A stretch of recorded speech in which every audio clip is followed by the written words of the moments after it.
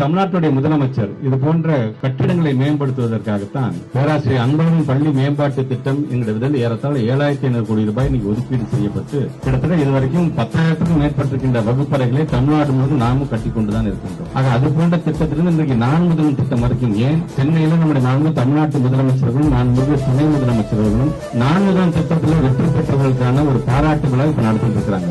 உங்க கனவுகளுக்கு சிறகுகளை தந்து நான் முதல் திட்டம் எல்லோரையும் இன்றைக்கு உயர்த்தி இருக்கு. என்னை பொறுத்த வரைக்கும் தமிழ்நாடுனா சிறந்த கல்வித்தரம், சிறந்த பயிற்சி, எதிர்காலத்துக்கு உத்தரவாதம் அளிக்கிற உன்னதமான உயர்கல்வின்னு எல்லாரும் சொல்லணும். அதை இந்த நான் முதல் திட்டம் சாத்தியப்படுத்தி இருக்கு. அந்த வரிசையில தான் இன்னைக்கு வெற்றி நிச்சயம் திட்டத்தையும் தொடங்கி வச்சிருக்கிறேன். கல்வியை இறுக பற்றிக் கொள்ளுங்கள். உங்களுக்கு சப்போர்ட் பண்ண நான் இருக்கேன்.